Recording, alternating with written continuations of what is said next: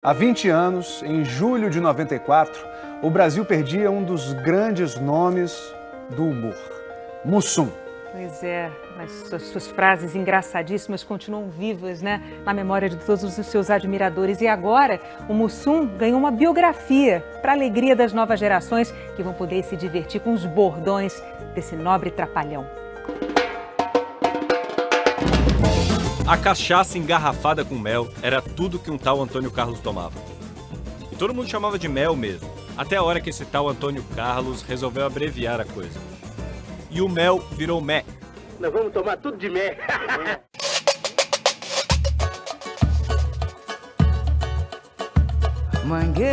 Toda sexta-feira, no começo da noite, ele chegava aqui no Buraco Quente para um começo de plantão que às vezes durava o final de semana inteiro. E assim, de bar em bar, de copo em copo, que ele construiu um personagem de si mesmo. Aqui, ele aprendeu a ser o Mussum, só que nessa época ele ainda era o Carlinho do Reco Reco. Isso é, Carlinhos do Reco Reco à noite, porque de dia ele era um homem sério. Ele estudava o dia inteiro, alfabetizou a mãe e ralou muito para chegar a cabo da aeronáutica. Isso é cachaça! É água! É cachaça! É água! Essa é cachaça! É água! E foi nessa vida dupla que ele formou o grupo Os Originais do Samba. A diferença nossa, realmente, era que nós tínhamos muita coreografia, muito passo, samba no pé. Viajaram pelo mundo. Ficamos 6 meses no México. Eu comecei a fazer Carmen Miranda ali, em 64, e o Mussum, os Originais do Samba, estavam ali me escorando, me ajudando. Antônio Carlos era boa praça, estava sempre rodeado de amigos. E foi nos palcos que ele conheceu Elza Soares e com ela o Mané Garrincha. Eu tinha medo quando eles se juntavam, você nem acredita. Por quê? Porque os dois gostavam de copo, né? Os Originais do Samba ficaram famosos. E um dia eles foram convidados para uma participação num programa de TV com um grande hotel. Mas o Antônio Carlos estava com medo de aparecer. Ele ficava escondido ali, entendeu? Entre os 5 ali, e deixava sempre para que não descobrissem que ele tinha virado sambista. E foi tentando se esconder que ele ganhou o apelido que o tornou famoso. O Otelo tinha um diálogo com ele, de repente, entendeu? Ele improvisou. Olhou para ele, ô Mussum! Aí o rapaz, o auditório caiu abaixo. Mussum é um peixe preto e escorregadio. E foi assim que Antônio Carlos virou Mussum para sempre.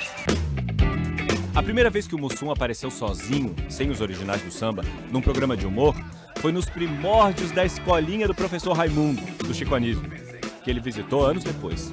Mas esse aqui eu reconheço. Esse é o Mussum? Esse é o Mussum? Já foi meu aluno? Eu brincava de falar assim, enrolado. O Chico falou pra mim, não, Mussum, você deve usar mais o tranquilis, o como de fatos e o não tem problemas. Foi aí que ele ganhou aquele linguajar que o deixou famoso. Cacildes. Vaselina no farebe do povo. Mesmo com um padrinho desses, ele não queria saber de ser comediante na TV. O negócio dele era samba.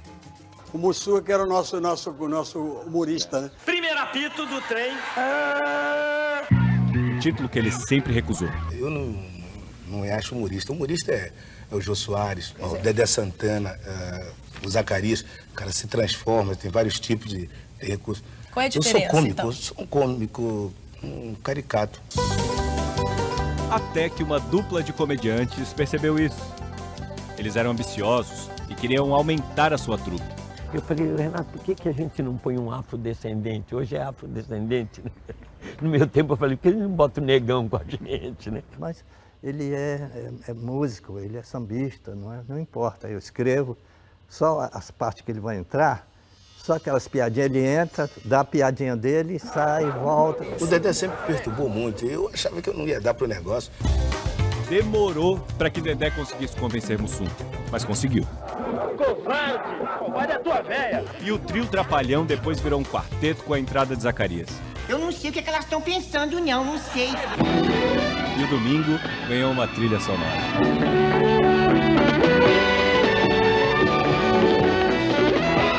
E os Trapalhões, na verdade, era a cara do Brasil, porque tinha aquele nordestino, era o Didi, tinha o Dedé, que era o galã da periferia, E tinha aquele menininho que não cresceu, que era o Zacarias. E tinha o Mussum, que era o malandro do humor.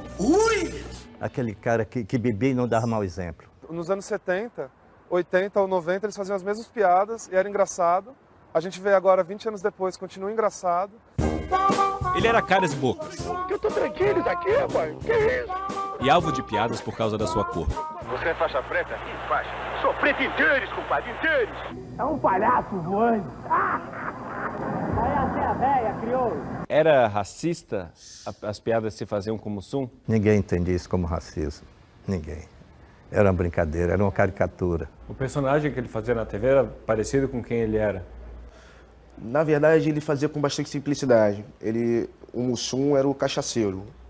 O Antônio Carlos, ele bebia normalmente. Eu pratico o heterocopismo socialmente.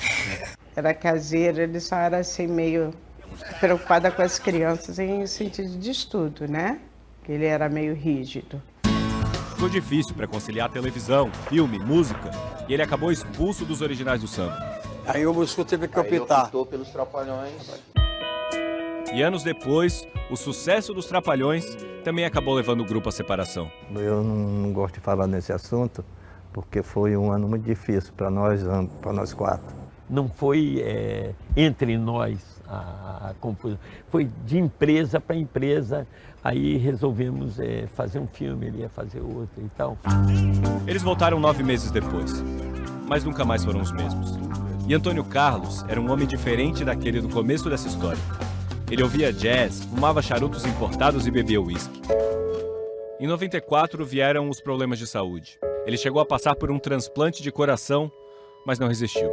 O homem que deu alegria a milhões de crianças deixa o Brasil um pouco mais triste. Mas esse não foi o fim de Mussum. As piadas curtas e os maneirismos da fala se multiplicam pela internet. 20 anos depois da morte, o Trapalhão biografado segue presente. Mussum ainda está entre nós.